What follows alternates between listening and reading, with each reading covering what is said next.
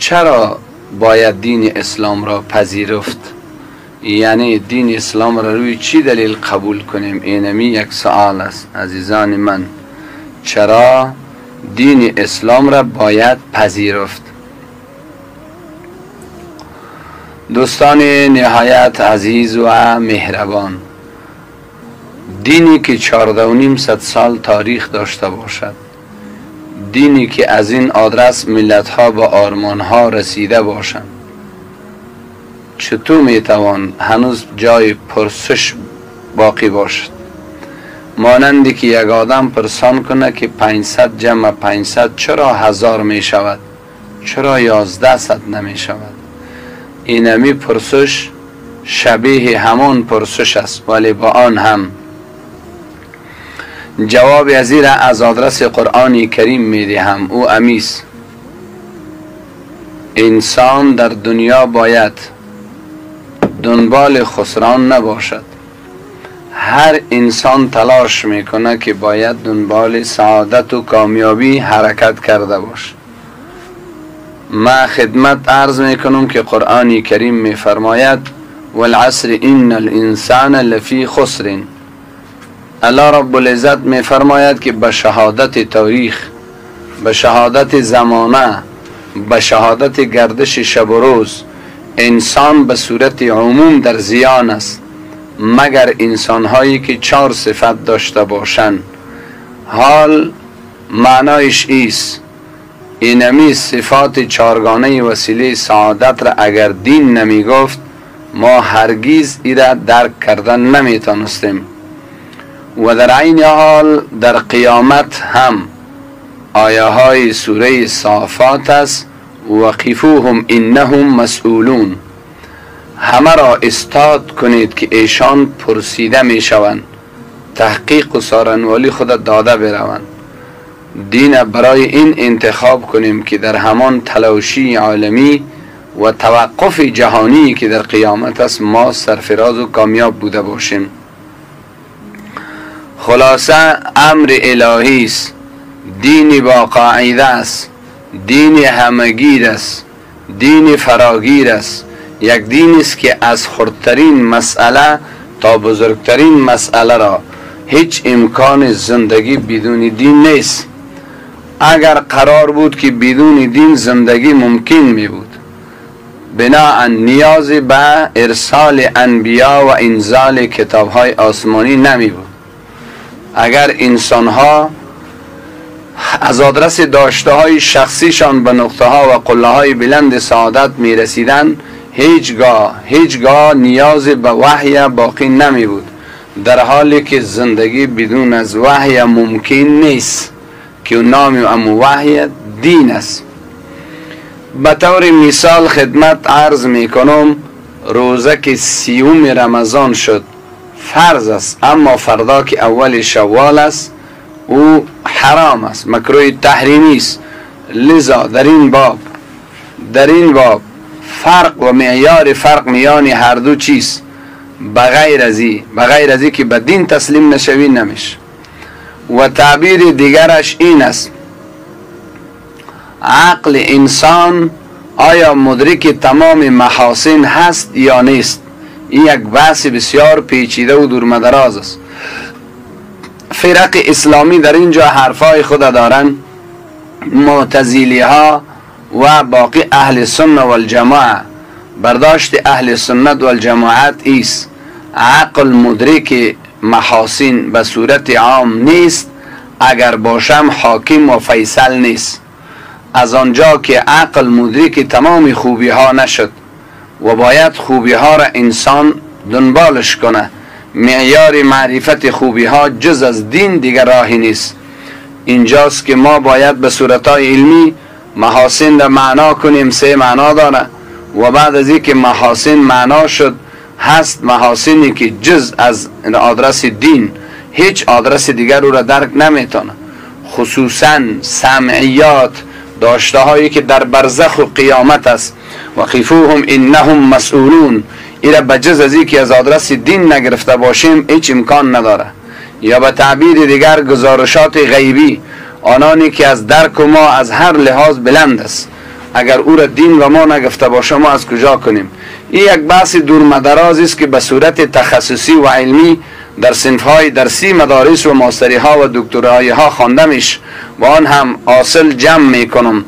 یعنی انسان‌ها دنبال کمالن و این کمال را درکش را عقل به صورت عام نمیتانه، اگر توانست هم فیصله نمیتانه و در عین حال اخبار از امور غیبی در دین است، گزارشات از سعادات او دنیا و برزخ که او درکش به عقل ممکن نیست و در عین حال اخذ دین به امر الهی است و در عین حال قواعد عامه و فراگیر و سقف عالمی است، لذا لازم باید دین را پذیرفت. سوال دوم هم است که یک دلیل عقلی برای بزرگی که دین، برای برتری دین رسول صلی الله علیه وسلم به ادیان دیگر. این هم سوال مستشرقین و علمانی ها و سوالات تقارب ادیان در سطح دنیا هست، گاهی در رسانه ها و عالم مجازی، گاهی هم در مقاله ها و در نوشته ها در رساله ها. یعنی از نظر عقلی به این معنا قرآن و حدیث و سنت همه چیز میمانیم با آنچه که عقل درک کرده بتانه، مدرک عقل باشه، در ساحه درک عقل باشه. چی دلیل است که ما دین اسلام را انتخاب کنیم و دیگر ادیان را انتخاب نکنیم؟ جوابی است یک چیزی که از داشته ها و فیصله های مسلم عقل است، امیست که الکامل و الفاضل مقدم علی غیرهما. هر آنچه که کامل بوده باشه، صاحب فضیلت بوده باشه، او بر دیگران مقدم است. می توان که مدرکات عقلی را در سطح دنیا مثال داد. ما 20 سال قبل موبایل هایی داشتیم که در جهان افغانستان به نام سنگ پای نام داشت. اما موبایل هایی که به نام سنگ پای بود، نوکیا از خاندان نوکیا. شما از آن سنگ پای تا این دم به کامپیوترهای پیشرفته، ما در افغانستان گپ میزنم، جهان خود خدامت خدا داره. ما قبل از 20 سال در سرزمین خیلی چیزای تکنولوژی عرضه نشده بود، نمیدانستیم. وقتی که موبایل های نوکیای سنگ پای عرضه شد، خدماتش تقدیم شد، همه داشتن. اما آیسته آیسته با گذشت بالاتر از 2 دهه آل سعی کنین چرا مردم از نوکیای سنگ پای استفاده نمی کنن؟ چرا از سیستم های پیشرفته گلکسی و آیپد و آیفون استفاده می کنن؟ زیرا اینا مخترعات عقل است و فضای درک عقل نیست که آنچه کامل بوده باشه، آنچه فضیلت بیشتر داشته باشه، آنچه کمال بیشتر داشته باشه بر دیگران مقدم است. یک طرف موبایل است، یک طرف به اصطلاح خودشان تلویزیون است، یک طرف ماشین حساب است، یک طرف قبله نما هست و یک طرف هم ملاعب و وضعیت‌های عجیب و غریبی که در میانش است و یک طرف هم بهترین یک کتابخانه است. هر قدر که کمال بالا شود، آنچه که دارای کمال و ویژگی ها باشه، عقل بر دیگران او را مقدم میداند. اینمی یک مسئله است. عین شکل موتر، ما یک وقتایش 20 سال 30 سال پیش موترهای خوب ما در سرزمین فعلا ما از مود افتیده و چیزای به تاریخ 2021 آمده که کس اونا را اصلا استفاده نمی کنه. دلیل چیست؟ زیرا که قضاوت عقلی همیست هر آنچه که دارای کمال باش، یک طرف ایسی داره، یک طرف تلویزیون داره، یک طرف سرعت داره، ظرافت داره، مصاریف کم داره، خیلی از هر لحاظ مدرن و مدل نو است. به این تناسب این برداشت‌های عقل است که کامل دارای ویژگی ها بر دیگران مقدم می بوده باشد. و در این حال وقتی که امر از این قبیل شد، قرآن کریم میگه الیوم اکملت لکم دینکم و اتممت علیکم نعمتی و رضیت لکم الاسلام دینا. یعنی کمال دین ده، اتمام دین ده، ویژگی های برجسته دین ده که با گذشت 14.5 سال هنوز مودش نمی روه. تکنولوژی قرن 21 هنوز نتوانستن که اسرار خفیه دین دا ابدیت شده را تازه کنن، به دنیا عرضه کنن. پس دقیقاً وقتی که به منطق صریحی قرآن به تایید رب العالمین دین به نام دین کامل و پسندیده است میاریم در دایره عقل، قانون در عقل نیست که آنچه کمال داشته باشد بر دیگران مقدم میدونه. دوم ای است از نظر عقلی قوانین آخری او منتخب و برتر بر دیگران است. ما 100 سال پیش در دنیا اگر سراغشان برویم قوانین اساسی داشتن دنیای پیشرفته، اما آهسته آهسته به مرور زمان او لغو میشه و ملغا اعلان میشه، قوانین تازه میآید. و افغان ها در دوران شاهی قوانین داشتن و بعد تعبیر خودشان که 2 دهه در این سرزمین جمهوریت و دموکراسی آمد، تخصص بالا رفت، قانونشان جدید شد گفتن به خاطر که اما آنچه که زمانه بعدی داشته باشه به تعبیر از او اپدیت شده و مقدم بر دیگران است. این داشته های عقلی است. و در عین حال اختراعات روز به روز بیشتر می شود. اینال هرگاه که امر از این قبیل شد، در سلسله نظام ها و ادیان آخرین دین همگیر و فراگیر دین اسلام و محمد صلی الله علیه و سلم است. به اساس این درک عقل که آنچه که زمانش مؤخر بوده باشد، یعنی زمانی پسین را بر پیشین مقدم میداند، جدید اپدیت شده میداند. به تعبیر خودشان اپلیکیشن های پیشرفته روز به روز از زمانی پسین میبراید. به این تناسب یعنی دلایل عقلی در فضیلت دین بر ادیان دیگر بوده است. خلاصه بیشترین موارد داشته های دین چیزایی است که عقل او را تحسین میکنه، یک، و در عین حال ابعاد گسترده دارد.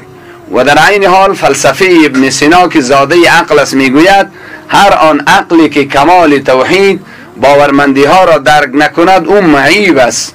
بنابراین این کمال در دین ماست و صرف در اخیر ای را تقسیم میکنم که سوال میکنن که وقتی که این دین از نظر عقلی فضیلت دارد، در تاریخ امروز بشریت چرا از میان چندین میلیارد انسان هنوز 2 میلیارد هم مشرف به این دین نشده؟ چطور عقل ای را بر دیگران فضیلت میدهد؟ جواب این است، ما از نظر علمی و تخصصی 2 نوع عقل داریم. یکی عقل معاش است، یکی عقل معاد است. دنیا عقل معاش دارن، یعنی عقل زندگی و ترتیب و میتود زندگی را برجسته دارن، و عقل رهنما شده و کروز رهبری شده برای شکستاندن دیوارهای شیطانی هنوز نصیب حالشان نگردیده است. به این تناسب اینک بود جواب دوم که دلایل عقلی برای برتری دین رسول گرامی صلی الله علیه وسلم به ادیان دیگر. سومین سوال امی بود که آیا دین اسلام دقیقا ناسخ ادیان دیگر است؟ امی سوالی است. عرصه سوال از آدرس دانشگاهیانی هست که متأثر از فکره دیگران شده اند و یا هم نسل جوان را ناخود آگاه مصروف کرده اند. در جوابش هم این گپ دراز است.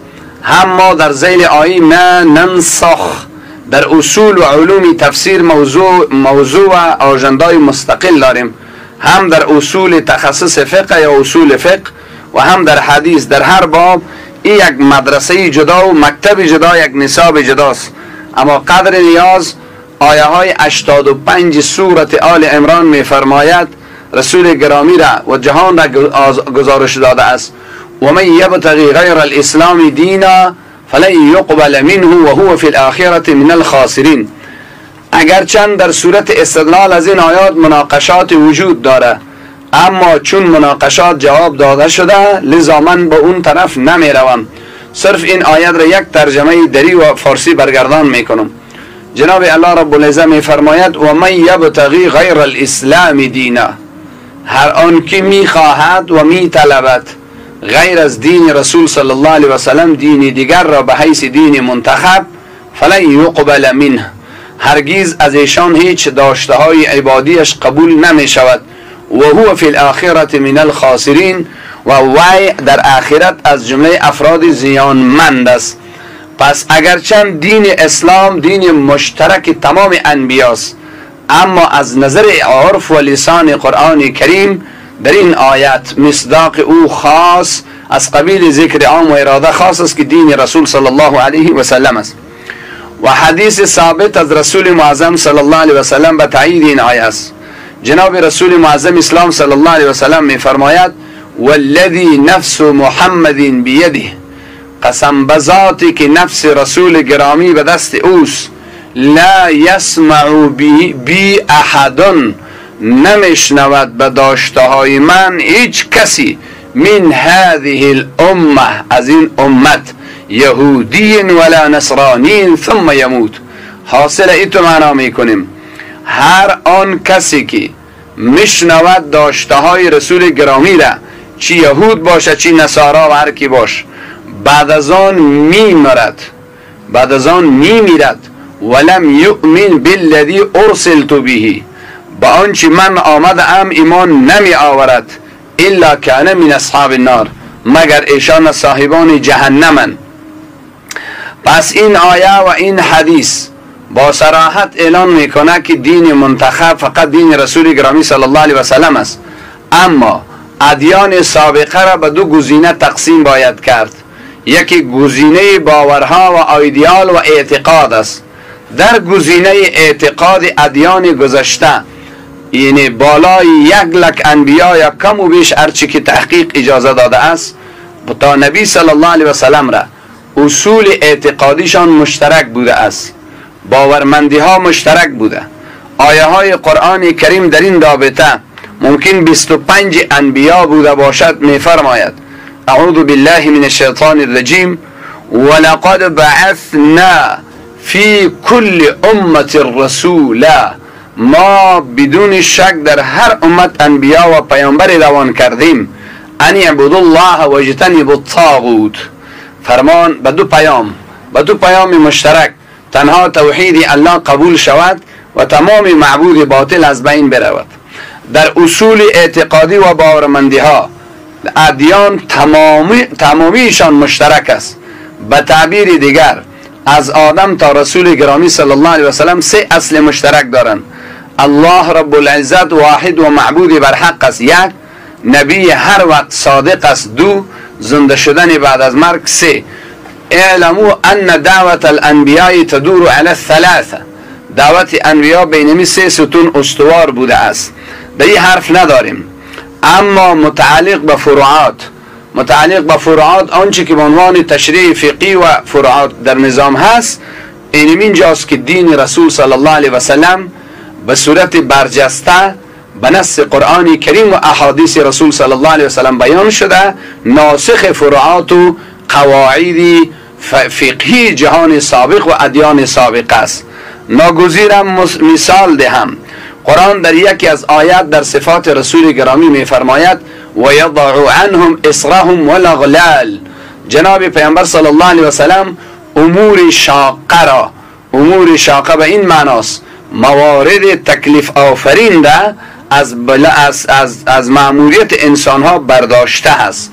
ناگزیرم یک چند تا مثال دهم. کلمه اصرهم، متاسفانه که ما به زبان و لسان قرآن ما آگاهی نداریم، وگرنه کلمه کوتاه اصرهم که در نص صریح قرآن است به دنیا باید معلوم می بود. مثلا به طور مثال ملتی که از قوم موسی و قوم یهود گوساله پرستی کردن به خاطر دارین، قرآن در ارتباطشان می فرماید فقتلوا انفسکم، ملتی که به عبادت گوساله روی نیاورده بودن، ایشان مأموریت الهی داشتن تا بلند شوند و ملت را که گوساله را به حیث معبود پذیرفته بودند ایشان را به قتل برسانند. این نشان قبولیت توبه مجرمان در همان عصر بود. اما پیامبر آمد و یضعوا عنهم اصرهم. در عصر امروزی کفر و شرک 1000 ساله به ایمان یک لحظه معاف می شود. اینمی خودش نسخ و ناسخیت است. دوم، شما می دانید که ولقد علمتم الذین اعتدوا منکم فی السبت الآیه، در سوره بقره قوم داود علیه السلام که نیز یهودیان بودند، در روز شنبه شکار ماهی بر روی ایشان ممنوع بود. اما در امت رسول صلی الله علیه و سلم این حرف نیست. اینمی خودش یک نوع ناسخیت و منسوخیت است.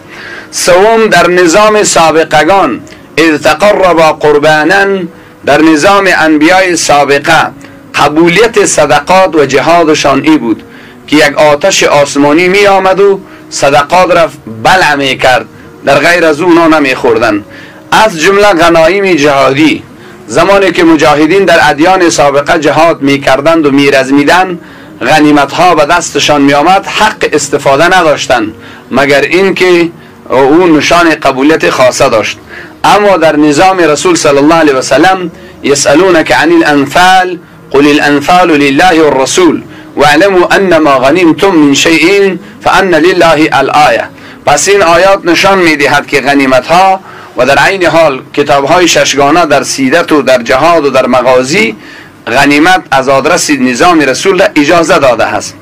و یا هم تحریم مجالست حائض در احادیث می آید. یهود به این باور بودن که هرگاه زنانه در حال قاعده می شود با اتاق تنها بوده باشند، نشست امرای ایشان، خوابیدن در یک بستر، نوشیدن و خوردن در یک دسترخوان ممنوع بوده است. اما زمانی که رسول گرامی صلی الله علیه و سلم عرض اندام کرد و قرآن میگه یسألونک عن المحیض قل هو اذی، سوال میکنن از این قضایا، رسول گرامی را الله فرمان میدهد فقط و فقط رمز فامیلی ممنوع است، فقط و فقط رمز فامیلی ممنوع است و بس، دیگه نشستن برخاستن همه جایز است. و جناب عایشه صدیقه رضی الله عنها می فرماید من در حال قاعده بودم، رسول گرامی صلی الله علیه و سلم البته در آغوش من سر را می گذاشتن، تلاوت می کردن و در این حال باقی قضایایی که در بستر واحدی می نشستن. به این تناسب این هم صورتهای منسوخ شدن است. و یا هم مثال دیگر در ادیان سابقه زمانی که لباس ها به نماز می شد صورت پاکیزگیش فقط بریدن ساحه نجا آلوده شده بود و بس، اما فعلا به شستن می شود. و یا هم در نظام سابقه خیلی جایا از اندام شتر، گوشت شتر و اندام گاو به ملت ها حرام بود، اما در نظام رسول صلی الله علیه و سلم این امور شاقه برداشته شد. در فرجام جناب امام مسلم از رسول صلی الله علیه و سلم روایت می کند ان الله رفع الاسر عن هذه الامه، جناب الله رب العزت امور شاقه را از این امت برداشته است. خلاصه در یک جمله مسئله ناسخ و منسوخیت نیز نظام الهی است و یهودیان و کسایی که نمیپذیرند هدفشان است که با وجود قرآن ما نیز از خود اصول آسمانی داشته باشیم. اما بیاد دارین که در شریعت آدم علی نبینا و علیه السلام نکاح برادر به خواهر جایز بود، اما بعدا در شریعت نوح تا این دم حرام اعلان شد. امیدوار هستم سه سوال را گرفته باشین، کمک وقت ما را دراز گرفت. الله رب العزت در حسنات ما به شما را وسیله روشنایی برزخ ما بگردانه. برادر ما از کوی قاف پرسان کردن عزیز دلم، خیلی خیلی دوستا را من گیلمند هستم. من همیشه گفتم عزیزان من، هر آنچه را سوال میکنید قبل از پرسش یک بیندیشین. اگر او را شناختی منافع دنیا و آخرتش چیست، اگر سوالت منافع دینی و دنیایی داشت طرح بک از یک مفتی پرسان بکو، اگر نداشت هیچ وقت تضایع نکو. پس بناهن معرفت موقعیت کوی قاف هیچ منافع عملی در دنیا و آخرت نداره. فقط و فقط در قرآن کریم به همان وضعیتی که آمده، قرآن کریم از وجودش گزارش داده. پیامبر صلی الله علیه و سلم اصحاب نخواستن موقعیتش را ببینن، مجتهدان و خیر القرون نخواستن ببینن و این گزارش هم گزارش غیبی است. آیت صریح و احادیث صحیح در موقعیتش وجود نداره، باقی جز از رجم بالغیب راهی ندارد. آنانی که 500 سال فاصله میگن نیز دروغ است. به هر صورت هیچ ارتباط به این پرسش و سوال مجاز نیست و ما هم در این رابطه چیزی نداریم، چون قرآن به مو اندازه که سکوت کرده. اگر تعیین موقعیت کوی قاف به منافع ما می بود هر آینه قرآن معلوم میکرد، رسول معظم معلوم میکرد، چون ایشان معلوم نکرده اند به مو سکوتشان پیش میریم. اینک تفسیرهای تخصصی در این رابطه است. برادر عزیزم از من نرنجی، من خیرخواه و دوست خیراندیش شما هم. مسئله رکعت اول و دوم کدامش دراز باشه گفتی که ما شنیده بودیم رکعت اول دراز و دوم نه، اما امام ما رکعت اول کوتاه میخواند. آره در داشته های فقیهان امت اسلامی البته به این وضعیت آمده که دراز کردن رکعت دوم به سر اول یک آیت و 2 آیتش خیر است، از آن والا جنجالی هست. یعنی خلاصه دراز کردن رکعت دوم به سر اول به اتفاق قسما به فتوای داشته های فقیهان امت مکروه خوانده شده است. آره دراز کردن رکعت اول در نماز صبح اتفاقی است، در دیگر نمازها یا یکسان باشه یا که دراز، اما دراز کردن رکعت دوم فرایض به رکعت اول از مکروهات فقهی شمارده شده است. عزیز دلم، و در عین حال گفتن که سبایی را زمانی که کسی در خواب میمانه و نماز قضا می شود تا 10 بجه را اگر قضایی میاره ام سنت و ام فرض را، بعد از آن نخیر. نه، چنین نیست. این فتوا یک کمک خطایی داره. او همیست که هر انسانی که در خواب ماند و نماز صبح از پیشش قضا شد تا قبل از زوال 12 میشه، 10 کم میشه، 10 بالا میشه، او به ما معلوم نیست. و در سطح دنیا هر کشور زوال خود داره. به تعبیری تا گردش سایه، برای ما ساعت مهم نیست، تا قبل از گردش سایه اگر قضایی می آورد هم فرض هم سنت، اما اگر نتانست بعد از او تنها فرض قضایی می آورد و بس. دلیلش همان حدیثی در مسلم مسئله لیلت التعریس است. بسین لیلت التعریس جناب رسول صلی الله علیه و سلم در خواب مانده‌اند، بعد از موقعیت تبدیل مکان کردن، رفتن او طرف، هنوز زوال نشده است، اونجا قضایی آوردن، یعنی ام سنت را ام فرض را.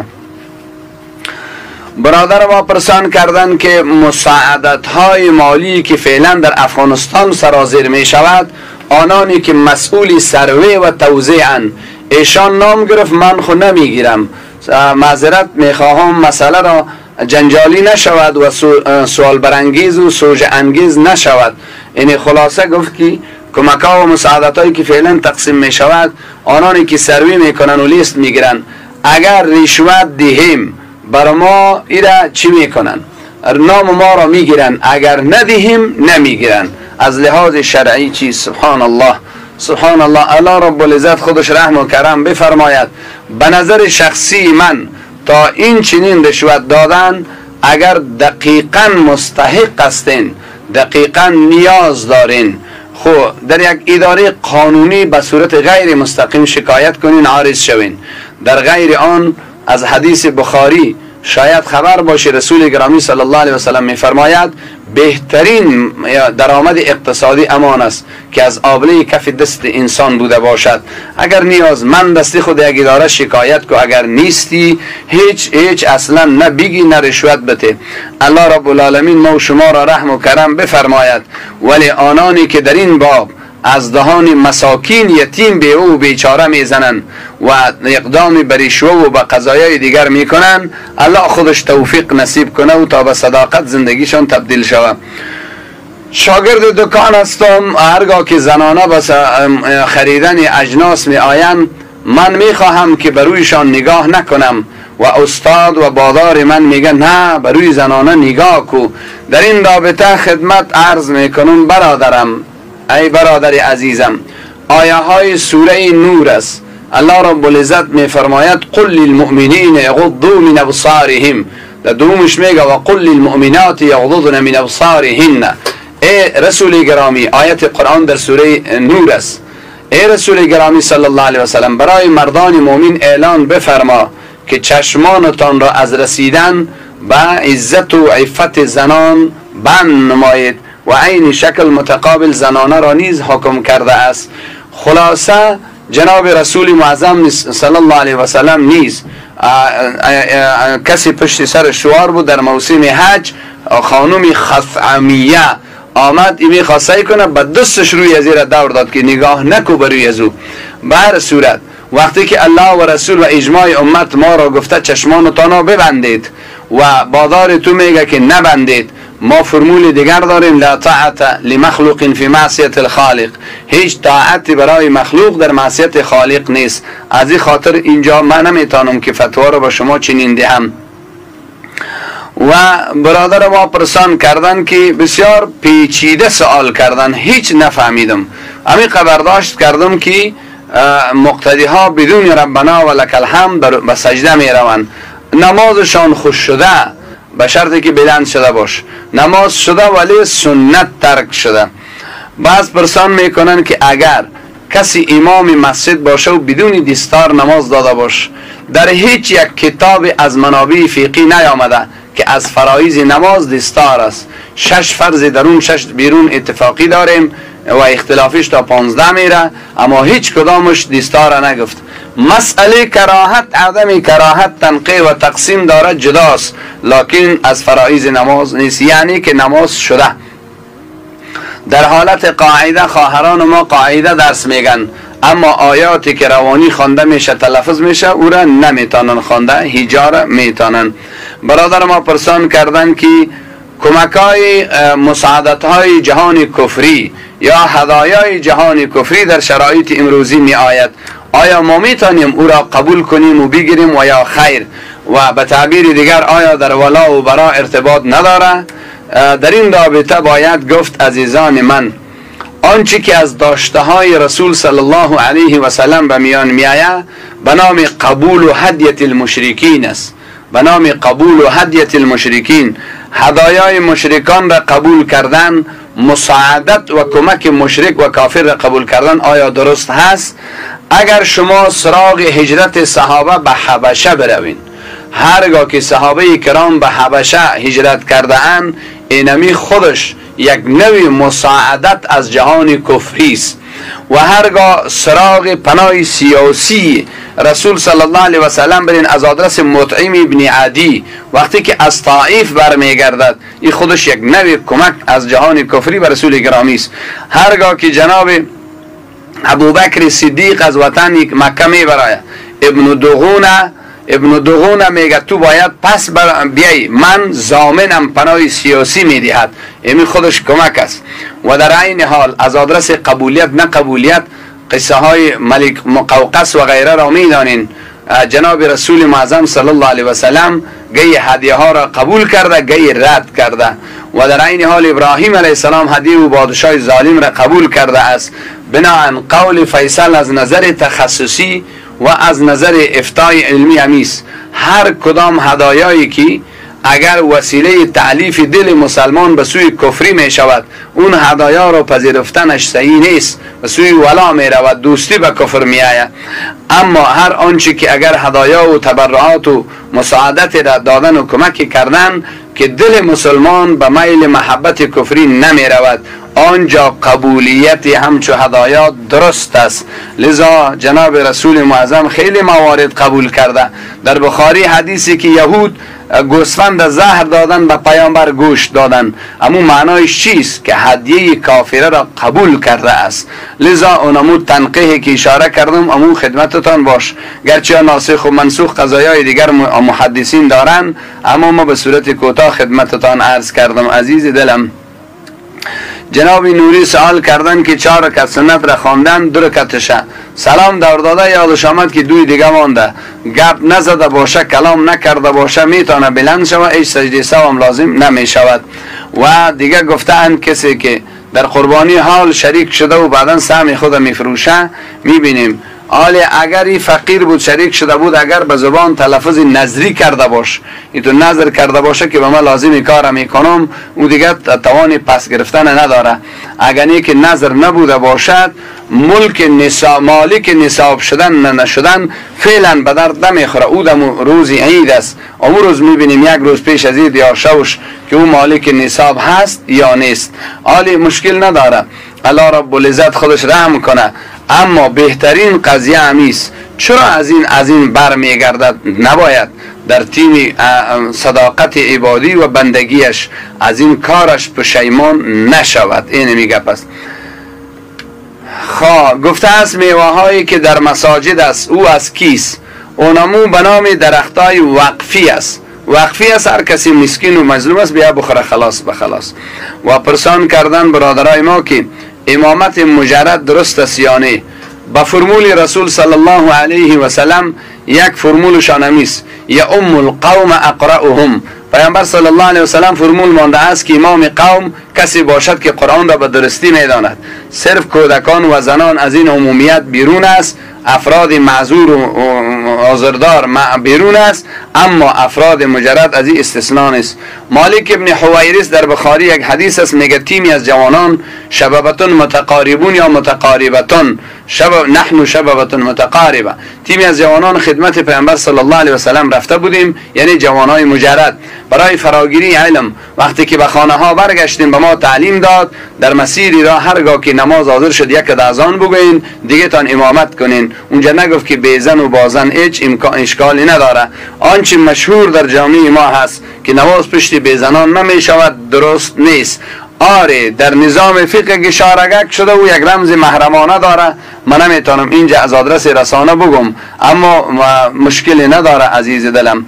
سوال آخری، کسایی که سیگریت و نسوار و مواد این و آن را استفاده میکنن به صورت دوامدار، این یا اسراف یا تبذیر میشود، اما امامتشان به اندازی است که از تنها خواندن ما که ثوابش بیشتر است. اما توصیه به این بزرگ مردان است هرچی عاجل از این عملیه دست بردار شوند تا این که وسیله اذیت ملائکه در مسجد نشوند و کراهت نمازها نگردند.